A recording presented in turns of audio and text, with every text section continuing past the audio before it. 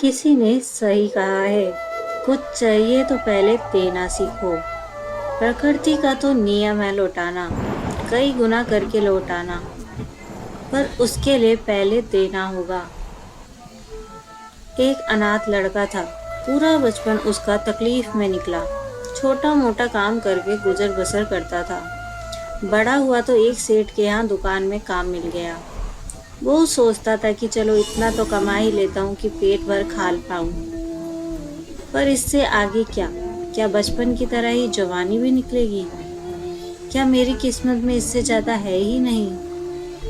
वो ये सब सोचते सोचते अपना खाना खा रहा था कि अचानक उसने देखा एक मोटा सा चूहा उसकी 4 रोटियों में से एक रोटी उसकी थाली में से खींच कर ले जा रहा है।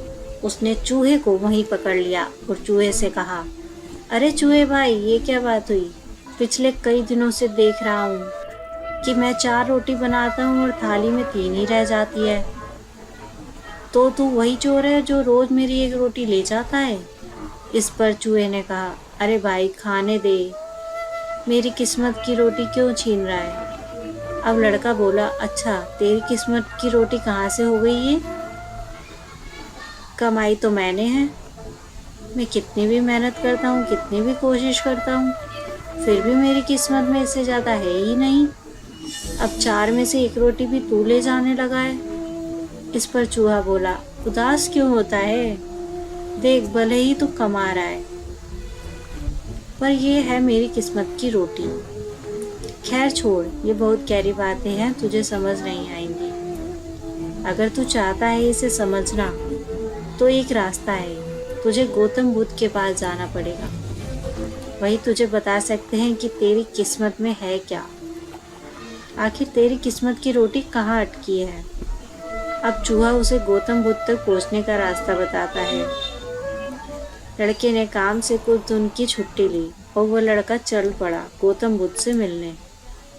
रास्ता था बहुत कठिन, चलते चलते रात पड़ गई। रास्ते में उसे एक हवेली दिखी, उसने वहां शरण ली। हवेली की जो मालकिन थी उसने लड़के से पूछा कि तुम कहाँ की यात्रा के लिए निकले हो? लड़के ने कहा कि ऐसे ऐसे जा रहा हूँ अपने प्रश्न का उत्तर गौतम बुद्ध से पूछने। इस पर मालकिन ने कहा कि मेरी एक बेटी है जो गूंगी है, 18 साल की हो गई है पर बोल नहीं सकती। तुम मेरा ये प्रश्न भी गौतम बुद्ध से पूछना कि मेरी बेटी कब बोलेगी। लड़के ने कहा, ठीक है, मैं पूछ लूंगा। ये कहकर वो सुबह होते ही हवेली से निकल गया। रास्ते में आगे बढ़ा तो देखा कि बहुत बड़े बड़े बर्फ के पहाड़ थे। बड़ी ही कठिनाइयों से वो लड़का पहाड़ पर चढ़ा। पहले पहाड़ की चोटी पर एक जादूगर तपस्या कर रहा था।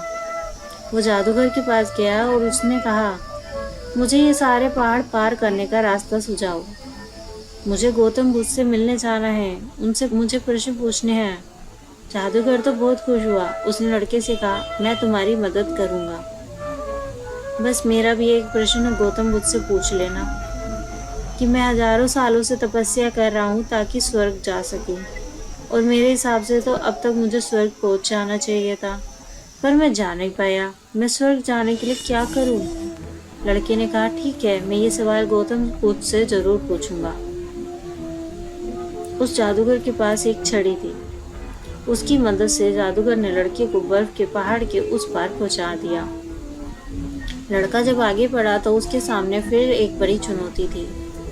उसके सामने बहुत बड़ी नदी थी जिसे उसे पार करना था, जो लगभग असंभव सा काम लग रहा था। तभी उसकी मुलाकात एक विशालकाय कछुए से हुई। कछुआ उसे नदी पार ले जाने के लिए तैयार हो गया। कछुए को जब पता चला कि वो गौतम बुद्ध से मिलने जा रहा है तो उसने भी अपना एक सवाल गौतम बुद्ध से पूछने को कहा। कछुए ने कहा कि मैं 500 साल से ड्रैगन बनने की कोशिश कर रहा हूँ, पर अभी तक नहीं बन पाया। मैं ऐसा क्या करूँ जिससे मैं ड्रैगन बन जाऊँ? लड़के ने कछुए से भी कहा कि वो उसका सवाल जरूर पूछेगा। कछुए ने लड़के को पीठ पर बिठाया और नदी के उस पार पहुंचा दिया। आखिरकार लड़का भगवान बुद्ध के पास पहुंच ही गया। बुद्ध ने लड़के से कहा कि मैं केवल तुम्हारे 3 प्रश्नों के उत्तर दूंगा। लड़का तो सोच में पड़ गया क्योंकि उसे तो 4 सवाल पूछने थे। वो सोचने लगा कि उसे कौन से 3 सवाल पूछने चाहिए। उसने कछुए के बारे में सोचा कि कछुआ 500 सालों से ड्रैगन बनने की कोशिश कर रहा है और जादूगर 1000 साल से स्वर्ग जाने के लिए तपस्या कर रहा है, और वो लड़की बिना बोले कैसे अपनी पूरी जिंदगी निकाल सकती है। फिर उसने खुद के बारे में सोचा कि मैं तो सिर्फ गरीब हूँ, मैं इन्हीं रोटियों पर अपनी पूरी जिंदगी गुजार सकता हूँ, पर कछुआ, जादूगर और लड़की की परेशानियां तो मेरी परेशानियों से बहुत बड़ी है। अब लड़के ने उन तीनों के सवाल गौतम बुद्ध से पूछे। बुद्ध ने जवाब दिया कि कछुआ 500 सालों से ड्रैगन बनने की कोशिश कर रहा है, पर अपने कवच को छोड़ने के लिए तैयार नहीं है। जब तक वो कवच नहीं छोड़ेगा तब तक ड्रैगन नहीं बन पाएगा। वही जादूगर जब तक अपनी छड़ी नहीं छोड़ेगा तब तक स्वर्ग नहीं जा पाएगा।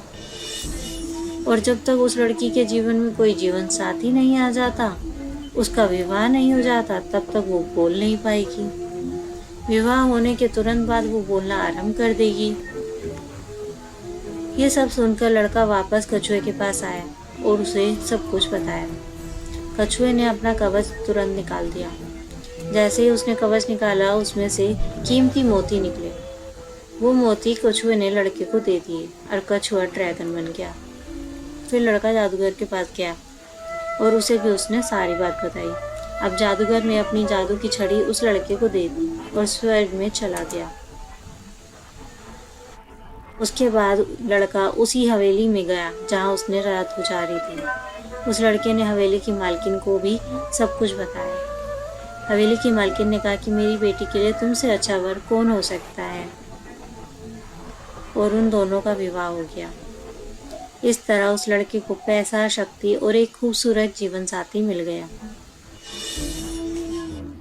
अगर जिंदगी में कुछ पाना चाहते हो तो पहले कुछ देना सीखो। प्रकृति का यही नियम है, पहले हाथ खाली करो फिर नया पाओ। सिर्फ मांगते मत रहो, देना भी सीखो। प्रकृति तुम्हें भर कर देगी। फिर मिलेंगे दोस्तों अगली कहानी के साथ। तब तक खुश रहो, मुस्कुराते रहो।